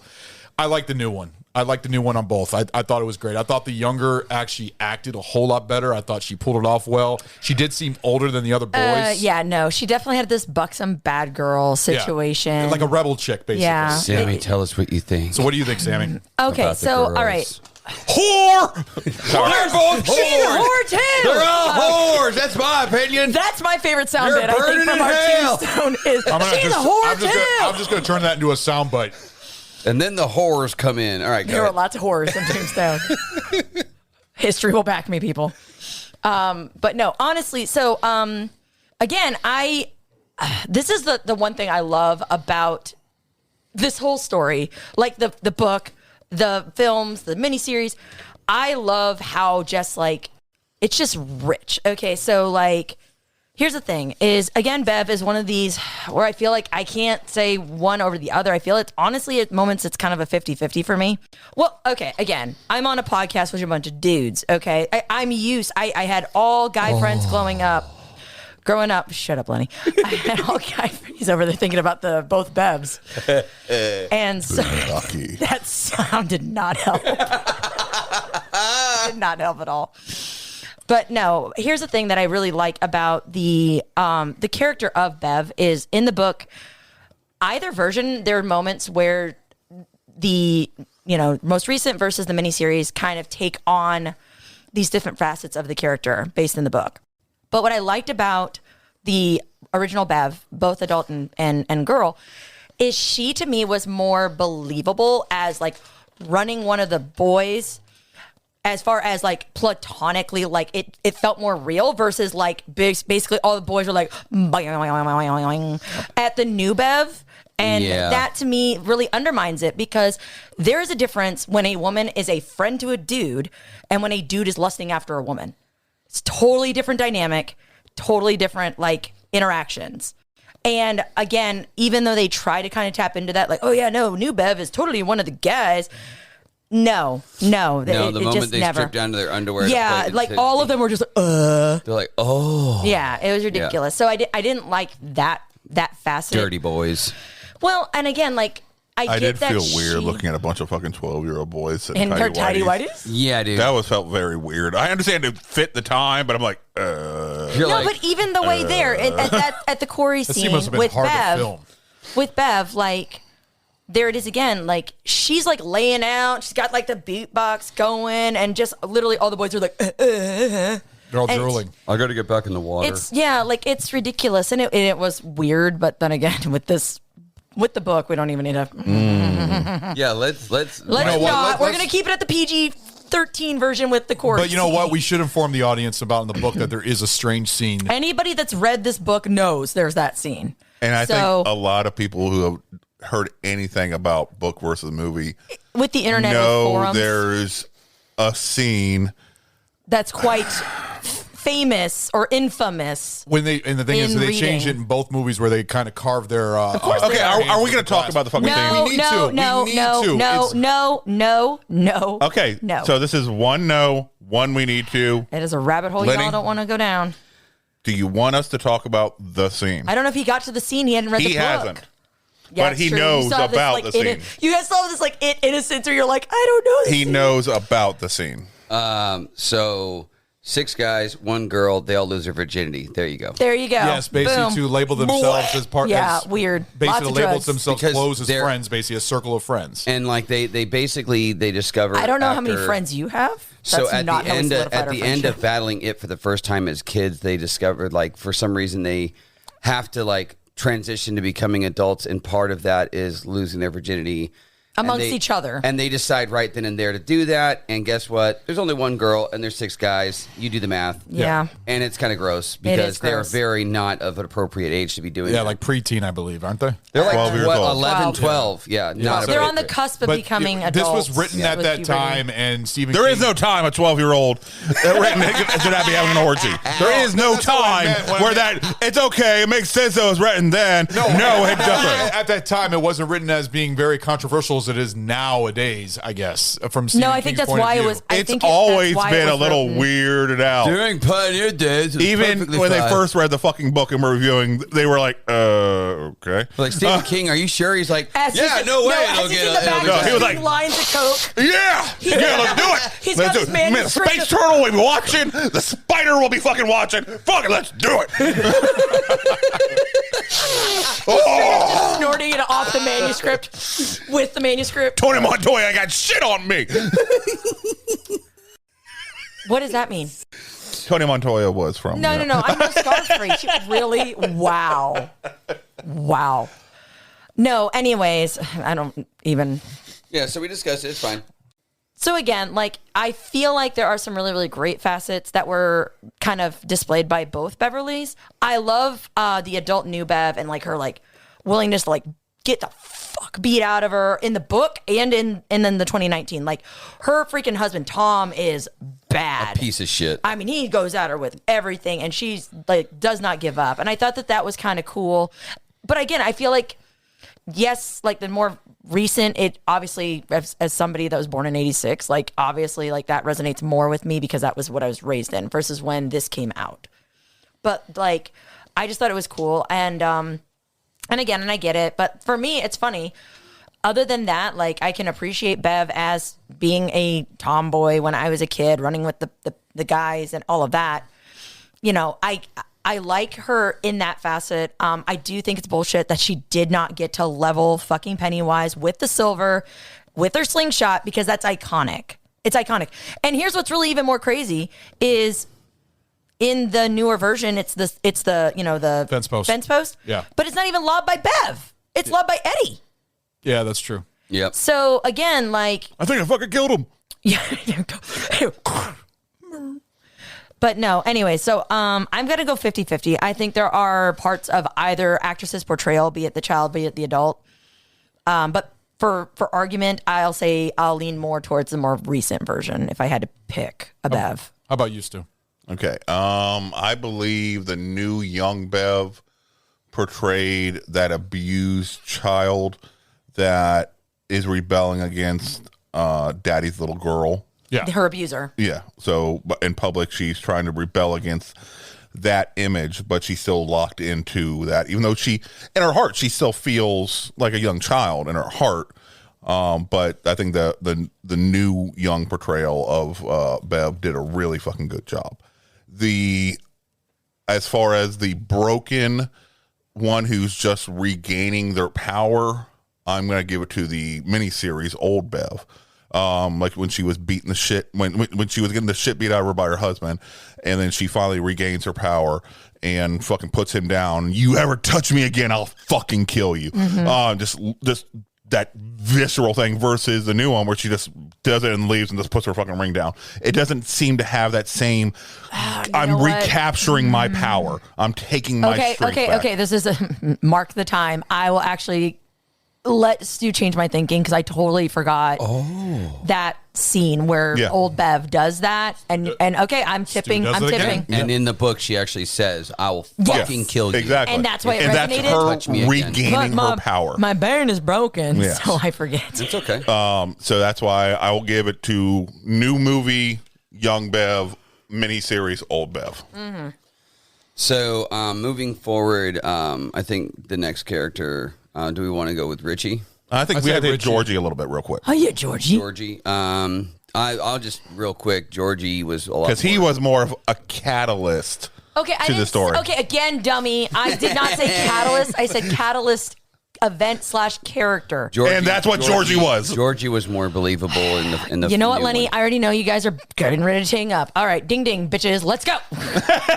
Georgie was more believable in the new movie. I know. I believe you in that. Georgie was better in the new movie. The acting of the Georgie in the miniseries, And like when he's fucking sitting there, horrible, and it when wasn't he's sitting there realistic in to me. the basement, he's like, "You'll float too." Yeah. You'll float too. That shit's creepy as fuck. That kid did a great fucking When job. the voice went distorted and everything It's went so different, cool. it was cool. I Dude, enjoyed that. That kid did nailed that. He did a great job with it. You got yours, Sammy? I'm going to have to agree. The new Georgie from the 2017-2019 installment is phenomenally, hands down, better than the original Georgie from the 1990 miniseries. again, just like I mentioned, like the Henry Bowers in this film has chops.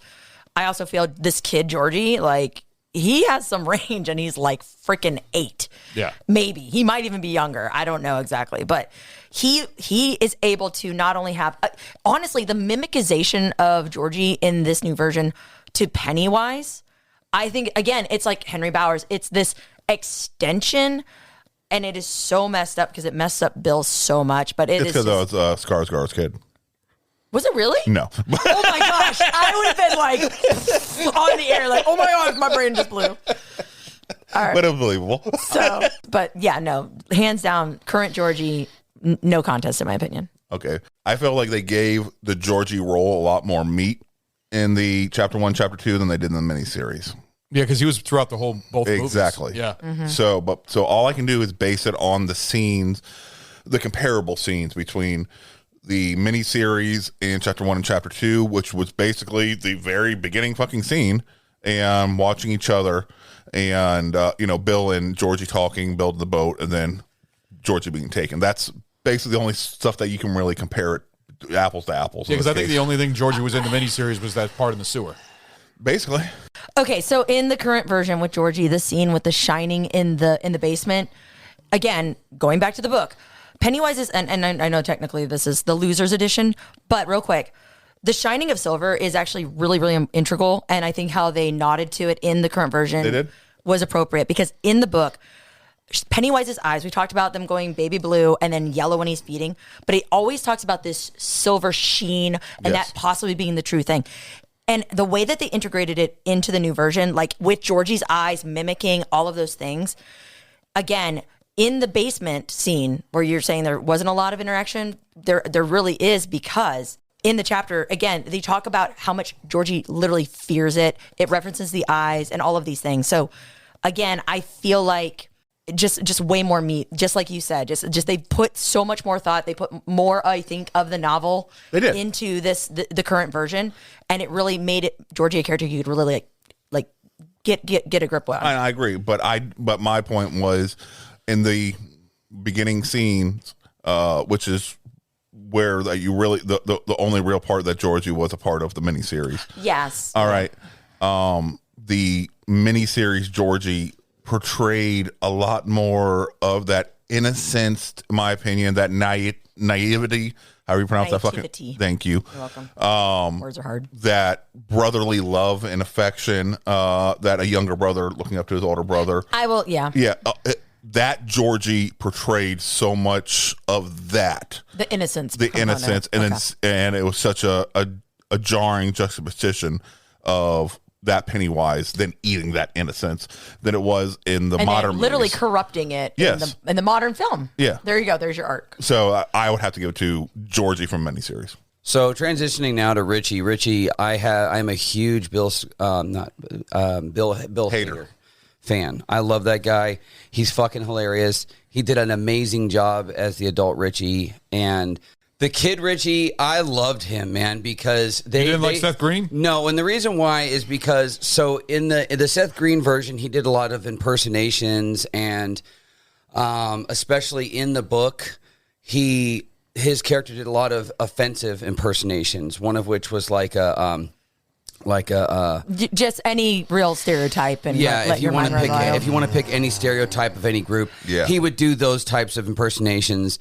And so they decided to go in a slightly different direction with his character, where instead of him making a bunch of impersonations and trying to be the fucking funny guy telling jokes every 2 seconds, which was annoying as fuck, they just made him very quick-witted and one of those kids that foul-mouthed little quick trash mouth, but they kept him quick-witted, and he stayed true to that character of not being able to keep his mouth shut. Because even with Henry Bowers, he would belt off and say stuff that he knew was going to get his ass kicked, but he'd say it anyways. And that kid from Stranger Things did a phenomenal job. Hands down, my favorite is Richie from both the new movies, but hands down. I would have to go with Bill Hader. I liked better in the newer one as the older Richie. I thought his was a lot better. Harry Anderson, the actor who portrayed Richie in the new one, he was okay. I mean, Hey, I knew. fuck you, the Honorable Judge Stone from Night I know Court. you were going to go by Fuck Night you. Court. I know he was okay, but I liked Header a whole lot better. But I also wasn't as impressed as I was when I thought the casting. I thought it was going to be good. I wouldn't say it's like 100%. I thought it could have been a little bit better. But I thought the kid did fucking amazing. I mean, I seriously love the kid. But Finn Wolfhard as young Richie Tozer.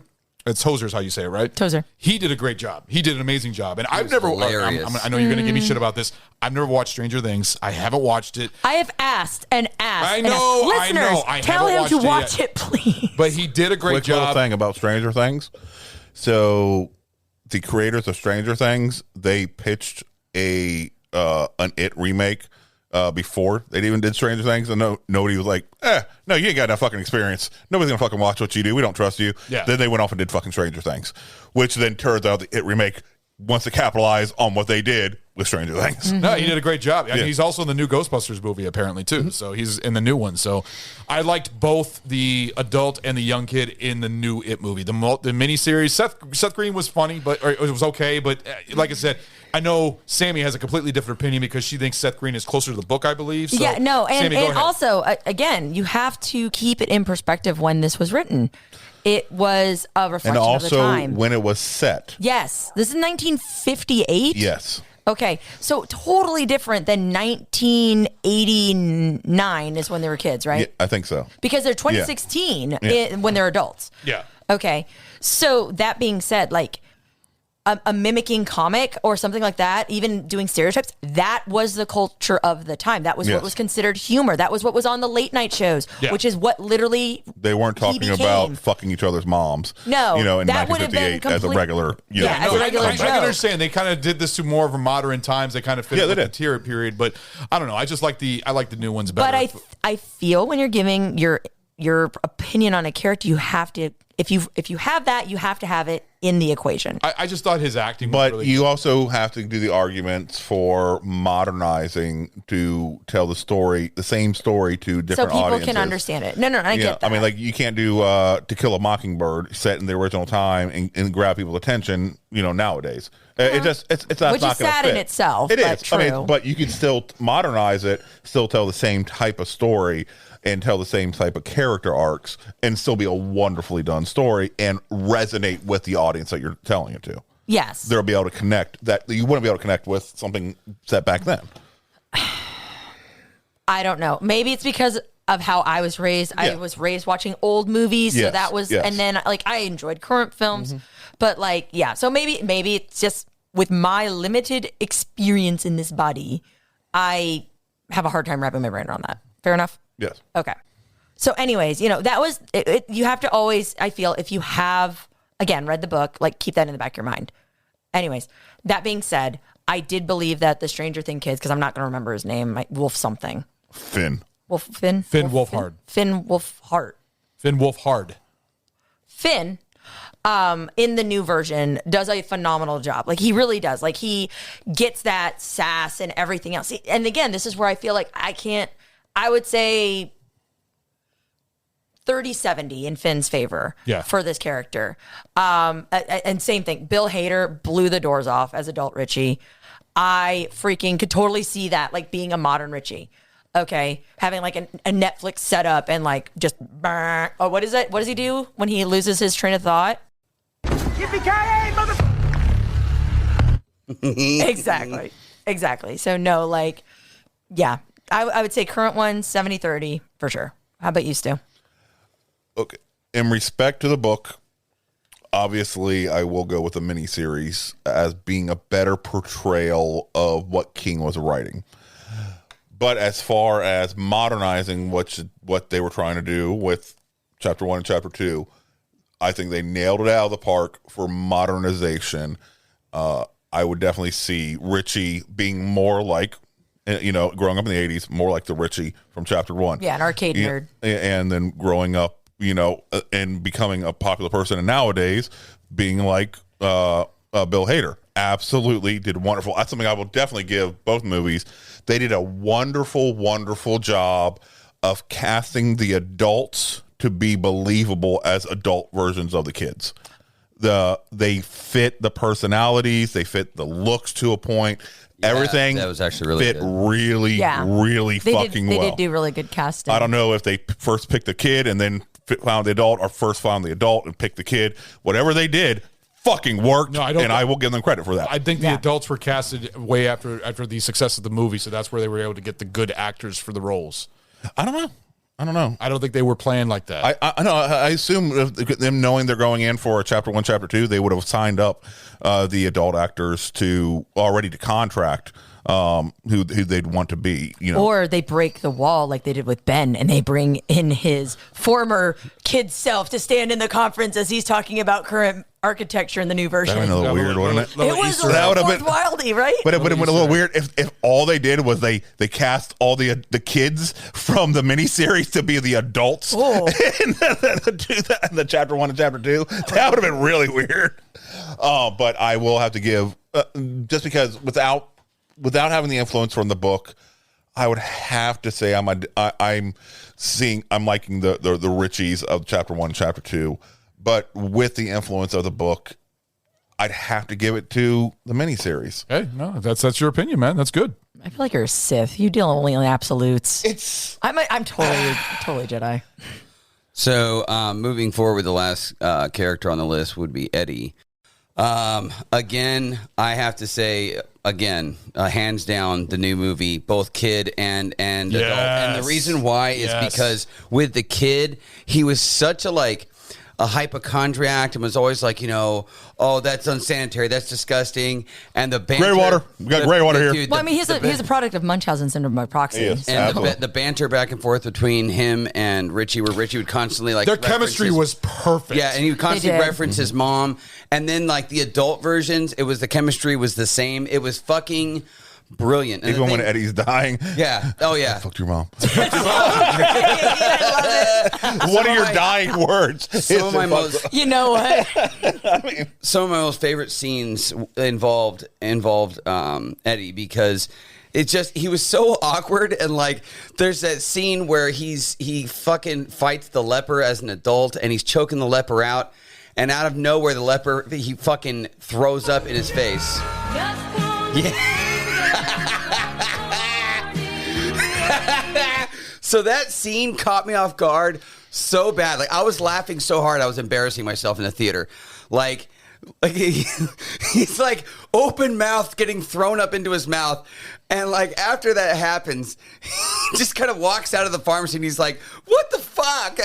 Okay, see, I'm not going to lie. So the scene was fucking funny. I loved it, but it was, to me, I watched it, I enjoyed it, but I was like, man, that was a little overdone for the horror and everything else. It was way out of place in the movie. The rancid black bukkake did not make it for you? I love All right, you didn't think that was amazing? No, the music, even though it was funny, I'm just saying. Here's the thing, I had that problem with a lot of chapter 2 was it. Yes, all the funniness was funny, and I'm going to say it was, forced. That as far as oh, they're trying to make me laugh when I shouldn't laugh. No, it was all funny. It was all legit, laugh out loud, funny. Yeah, but it had no place in the movie. No, I agree. So, I loved that. I loved the comedy in this. Me personally, in that because I like to laugh a lot. But another scene also involving Eddie where he gets stabbed in the cheek.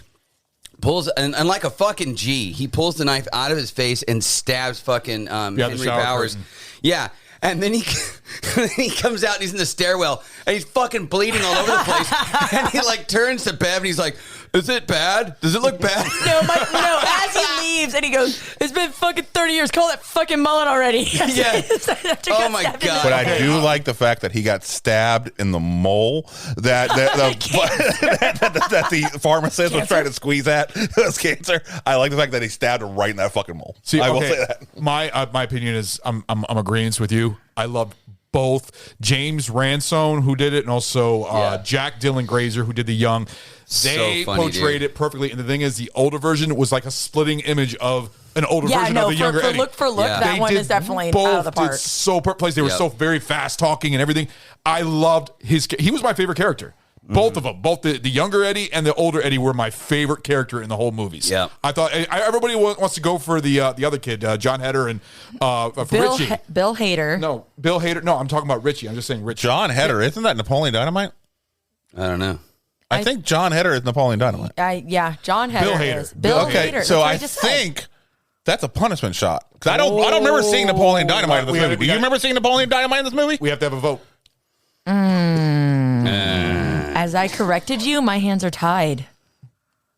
I corrected you. I can't back on. Come on, Lenny. You did too. Hey, if you go against You'll it, float too. You'll float. If I go against it, what? He still has to drinks take it. No. because you don't get a vote. Remember, it's Majority an still anonymous. passes. It's a No, majority. it's not. It's the We majority. did this in the past, and it And didn't it's do that. always been the fucking majority. No. fuck You that. resolved with rock, paper, scissors. No, it hasn't. It's been Really? no. It's That's been how we settle majority things at our house. because we always vote by 3, and it's majority rules. Ron, I love you. I apologize. Oh, and now it's unanimous. Take your shot, bitch. Sorry. Don't be mad at me. You guys are assholes. Man. No, welcome to the Loser Club, asshole. What the fuck, dude? Napoleon Dynamite wasn't in this fucking movie. No, my favorite. Pretty sure I would have remembered the dance. Richie's. I thought we weren't doing it over Vote for Pedro. You know, you've been. All right, Vote for Pedro. Fuck you. I'm going to get you. Trust me. God damn it. When you No, say another famous actor's name and replace of it, it isn't just, a John or a Jim. No, it's fucking, you change both names completely. Yeah, okay. Go ahead. Go blow your dad, you mullet wearing asshole. Hey, Ron. Yippee-ki-yay, mother... I fucked your mom. That straight up sounded like Rusty the Clown at the end of the fucking booth there. Sorry. So, I think we all vote. Stu, did you already give your opinion about the... No, I haven't had a chance. I don't think Sammy's even heard your opinion Okay, either. go ahead, Sammy. Go ahead, Sammy. So, all right, and we're going to get into the segment in a moment, but no, for me, honestly, second to honestly Pennywise, for me, Eddie in the new versions, hands down. I couldn't even stand the original Eddie, and the kid just looked, as we mentioned, oddly tiny.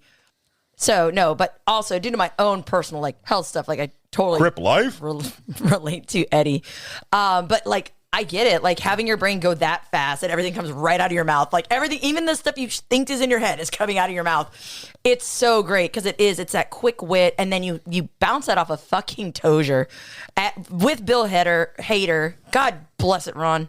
Fucking me up now. With that dynamic, it was, dude, fucking magical. It was so funny. And it was such a great dynamic that even at the end when Eddie's killed, he does his line and you end with this laugh, but then you can feel how much the what is the name, Hader character really it really killed him to lose his best friend.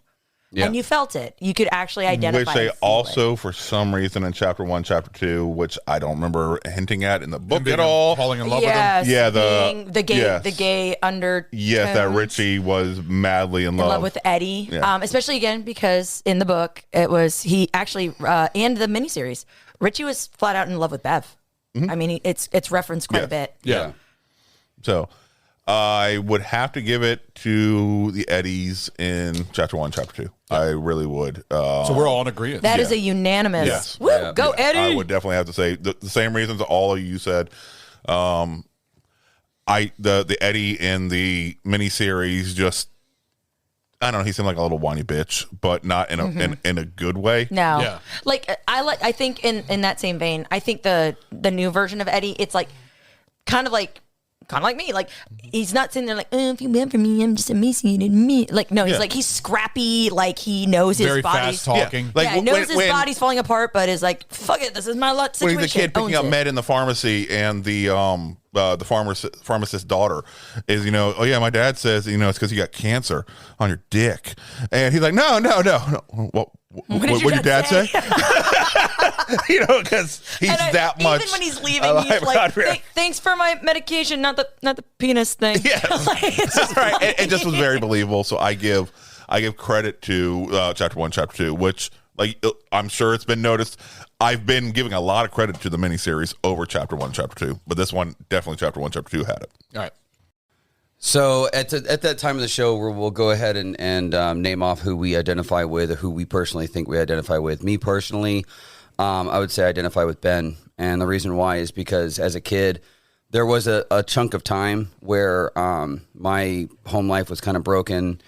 I literally had no friends. The only kids that were friends with me were like the nerds, and they were ashamed to be openly friends with me in front of other people. That's how lonely I was as a kid. And I made a decision when I was like in 6th grade that I was going to exercise. I got into martial arts. I started losing weight. I joined the football team, and I worked my ass off to turn things around myself. Yeah. So, and which Ben did you identify with more, miniseries or movies? I would say miniseries, because I was definitely not the type of kid that got beat up. Like I was a scrapper. I'd fight back, but I definitely, his personality of like, if you're respectful and kind to him, he's going to reciprocate that right back, and he doesn't discriminate or treat anyone shitty for, like, you know, Ben. Like that's face off. That's always kind of been how I've been with people ever since I was a kid. Like if you're kind that to and me, you like I'm going to New be Kids kind on the to Block. Oh no, I hated I hated New Kids on the Block because my stepsister was fucking obsessed with them. Yeah. Anyways, go ahead. Were you a Donnie? I would relate. You guys are gonna be shocked, but I relate myself to Mike. Believe it or not, and the reason being is because I was teased a lot when I was younger and everything else, and wasn't a really when you were younger. What the fuck? When I was in middle school and elementary school, I was just not a big popular kid, and then I gained friends that helped me out, and to the point where I actually started to become better and stand up for myself and everything else, which he did when he was an adult and become more of a better character and everything. So I kind of relate myself to Mike. That's movie or miniseries? I would probably go with the miniseries actually more because I don't think I went psychotic or crazy. No, that's an argument for another time. I think you're questioning that. I'm sorry. That's when I look at all these kids. Well, Ron, you did marry me. Oh yeah. So yeah, Mike Hanlon. Believe it or not, he's my least favorite character, but he's the one I mostly relate to. It's weird, but also it's weird because Mike can read, and we know you can't. Okay, shut up. Words are hard. Sammy, who do you identify with? On? Eddie. Eddie. Hands down. Eddie, honestly, like No, when he was walking into the restaurant and he was like, and literally, if you have anything with gluten in it, it will kill me. I immediately thought of you. I was like, yes, that's awesome. But again, like, and honestly, like that is kind of who I am because my body's ridiculous, whatever. Like, God did bless me with a quick wit and a really fast brain, sometimes faster than I'd even like. But like, I again, it just, yeah, no, I get the because you have to be quick-witted, when bullies, everybody comes at you, you got to be able to spin it on itself, like, because you're already on alert all the fucking time. Yeah. So yeah, no, definitely I ID with the current Eddies and yeah. So there you go. I just want to say another thought about Mike that also relates to me because I've missed the point is that when he gets older and he contacts all of the Losers Club, I'm the same way. I'm always contacting my friends. I'm always the one on the phone contacting and trying to get everybody and trying to get everybody together, always being social and stuff like that. That's how I kind of relate myself to him. It's his character. That's how I feel.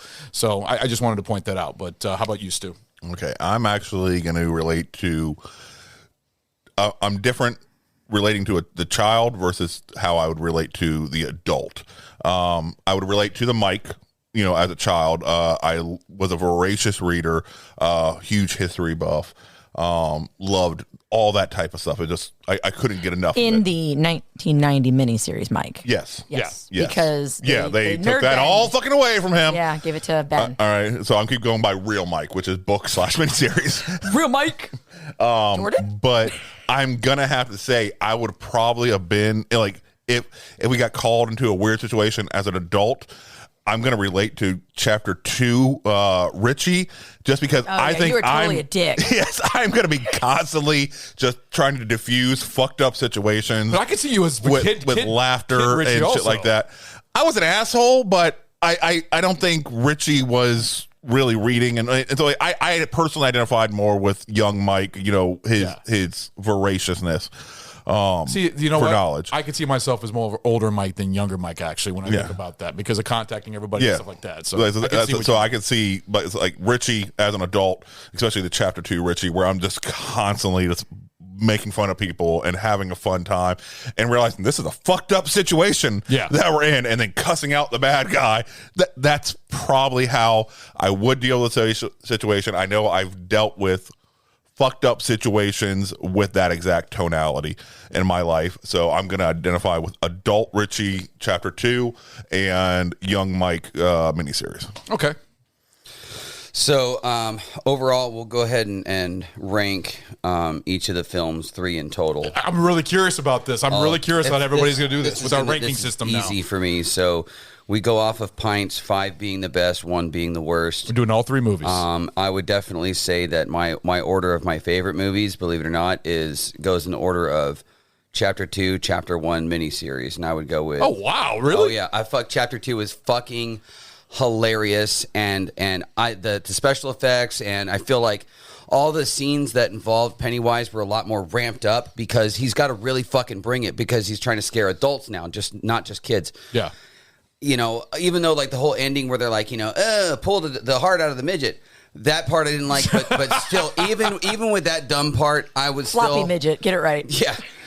With the pancake midget, but I would still give pancake midget. I would give it 5 pints. 4 pints for Chapter 1 because that one was fucking like neck and neck. It was excellent as well. Kid Richie was fucking awesome. Yeah. And then the miniseries, I'd give it like 3 pints, and that's only because I understand they were limited back then, but still, it is what it is. The graphics were limited. The acting was very kind of hokey and cheesy. But, you know, it was still entertaining and worth watching, so that would be my vote. All right, so my ranking would be from best to worst. I would go Chapter 1 first, miniseries 2, and Chapter 2, 3. And the reason being is because I actually enjoyed Chapter 1 the most. I enjoyed the whole thing with the kids and everything. I thought that one was actually creepier. I thought that it worked out better in my opinion. But I also loved the Tim Curry Pennywise too. So Chapter 2 had a lot of issues and flaws also with some of the casting choices on some parts, and also there was it wasn't as many scares. It seemed like it was more CGI than anything. It was more for the production value and stuff like that. Chapter 1 had a lot more of the creepiness, the scares, especially in the house when they're battling Pennywise before they go down into the sewers and stuff like that. So if I were to give these for my rating system, I would give Chapter 1 a 4. I would give the miniseries a 3.5, and I would give the Chapter 2 a 3. 3 mugs of beer. That's how I would go with that. So, pints. Oh my God. Pints of beer. I should know my own rating system. Fuck. But yeah, that's what I would go. So Tracy Boner. Are you fucking? No, I'm not calling it. No. So 4, 3.5, 3 for the pints of beer. That's how I'd go for all 3 movies. How about you, Sammy? Again, so since I got into horror like later in my teens, and I saw this when I was like 10 or whatever, I would have to say that due to that, seeing the more recent installments, I'm going to go with 1, 2, and then the miniseries, because for me, I don't differentiate 1 and 2. I like watching them as one big long movie. I don't like breaking them up. So for me, I'm going to give honestly I'll call it what do you call it when you combine cumulative? Everything? There you go. The cumulative score for the newest installment, I'm going to give a 4.5 pints. Okay. Because again, we've already touched on all the awesomeness of Skarsgård, of the Eddies, of the casting, of the, again, and for me, being a book nerd, being more original, down to Pennywise's iconic costume in the film, big points for me. The miniseries, because it scared the shit out of me when I was 10, and I came to it later on when I had already been warped by much more aggressive, horror films. I'm going to have to go with a solid 3. Because I still I respect Tim Curry's installment of Pennywise. I thought it was great. It is very much like an homage to your thing. It's Joker versus Heath and Jack. That being said, a solid 3, because it is still I still enjoy watching it. Like now, it's funny. This may honestly be the first film I let our eventual kids, when they're older, the miniseries. Yeah, watch as their gateway into horror, because it's scary enough, but it's not where we're going to pay for a bunch of fucking therapy if we let them watch current Pennywise. Yeah, it's toned down horror compared to the newer movies. Yeah. Exactly, but yeah, no. So there are my pints. How about you, Stu? I'm really curious about yours, because actually I kind of figured yours was going to be what it was. Actually, I was right on that. Mine. I'm really curious what yours is going to be. I am the exact polar opposite of Lenny. I believe the miniseries for the restrictions that it had on it for being a miniseries for TV, and for the time that it was made, and considering that it's 30 fucking plus years later, and we are still talking about it, that you can still show a picture of Tim Curry the Jaws argument as Pennywise. No, you got a point. And people still have that visceral reaction that it is. It's still something that worked so damn well and has entered our cultural, memory. Right. Versus, I don't see as the Skarsgård ones as well as they were. I'm not taking away. I don't see us talking about the Skarsgård ones 30 years from now. Yeah. I don't. I see us. We could possibly be still talking about the Tim Curry one. We definitely could be, but I don't see us talking about the Skarsgård one. So I'm going to go.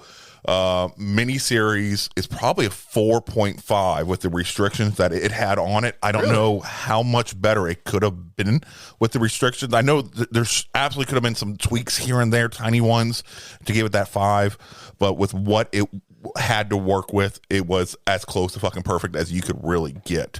Then I'm going to go chapter 1, which felt like a much more well thought out, polished of a film than chapter 2. That's why in counter of Sammy's argument, I have to rate them differently. It felt like chapter 2 wasn't as polished. They didn't have the time to dedicate to, getting everything honed just right, because they focused on chapter 1 and they got that right and they got the green light and shit like that. And they're like, okay, they're giving us chapter 2. Let's go ahead and do this. They may have had an outline. It was more budget, more of just the eye candy more than horror. In my opinion. That's why I don't think. I think if they had if they had perceived it as a chapter 1, chapter 2 and actually had everything written out and planned as a chapter 1, chapter 2, 100% before they got greenlit, then it would have probably been able to be those one of the ones, and it would have been a 2-year gap, but it would have a 1-year gap. No. And in that vein, if they had almost done like the miniseries structure. Yes. For this budget, I agree. I think it would help with that desynchrony. So because of that is why I have to rate them as 2 separate ones. So I'm going to go ahead and give chapter 1 a 3.5. It was good. It was polished. It was well done. But it's also had a lot of stuff that wasn't honoring the original thought process, but was still did well. Yeah. And then I'm going to go a solid 3 for chapter 2, just because it didn't feel as polished. Yeah, see, I think me and yours is sort of similar, because mine's a second place for the miniseries. Yours is first place, but Sammy and Lenny are way at the bottom for the original. But I think that's a great rating system. From the looks of it, though, I think the chapter 1 and chapter 2 are the winners of this It versus It from the looks of it. But even on Instagram, I did a poll to see what people voted, and everybody voted for chapter 1 and chapter 2, the 2017 and 2019. I think it was like a 70-20 or 70-30%. Well, and it makes sense. There's 4 of us. If we go by percentages, 3/4 are 75% like the new installment, and then you got 25 with Stu. Yeah, well, cheese stands alone. How many? If I take the picture of Tim Curry Pennywise and I show that to 100 people, and then I show the Bill Skarsgård, even now, show it to 100 people, I bet you more people are going to recognize. No, because this is where you're going into the realm of statistics. It depends on how many you're polling. Lenny, say what you're going to say. Come on, you can't hide it there. Say. No, nothing. It's nothing. Continue. No, go ahead. You're doing. Yes. No. Redirect that this way, because I'm going over here to him going. Yeah, and then I looked over at you, and you're like, over here, and then over here, and then I'm sitting here like picturing like 2 cocks in each hand. I'm doing the Silicon Valley math problem. How many dicks can I jerk off? And how long will it take? Oh my God. Oh God. So all right, so I think we got the winner here. It's It Chapter 1 and Chapter 2 is the winner of It versus It. So Lenny, go ahead and do your final thoughts. So final thoughts, man. Honestly, I felt privileged and honored to be able to be the one that covered this. Like I said, these movies will always hold a very strong hold in my heart as far as horror movies go. Easily probably one of my favorite, if not my favorite, Stephen King adaptation movies ever. Would you fit Pennywise in like the whole the monster universe, like Freddy Krueger, Jason, all that? You'd fit him in there? Absolutely. He's definitely one of those itec ones. He has millennia of body count. Exactly. And he just, I don't know, man. I think it's a great film. It's one of those films that you can, if you're flipping through channels and it's on, you can watch it. Yeah. And yeah, thank you guys so much for being a part of this. I'm curious to hear what you guys' opinions are, and we'll see you on the next one. All right, later, guys. See you. Hey guys, thanks for listening to our podcast, Barrel Age Flicks. We are so excited for the upcoming episodes headed your way and bonus episodes of The Small Batch, Sammy Selects, and now the new Tasting Room. If you like our show, please spread the word, give us a like, or leave us some kind of review on any of the social media pages. Give us a follow on Instagram, Barrel Flicks, or Facebook, Barrel Age Flicks. Our podcast is available on Apple Podcast, Google Podcast, Anchor, Radio Public, Audible, Pocket Cast, Spotify, Castbox, YouTube, and now Pandora. Please shoot us an email at barrelageflicks@gmail.com with comments and movie suggestions for future shows or any other things you'd like to let us know. Credit to Carl Casey at White Bat Audio on YouTube. Man, your music is awesome. We thank you so much for that. It's great. You guys go ahead and check him out. I just want to say thank you so much. We hope to see you guys next week. Thank you so much for listening. See you then.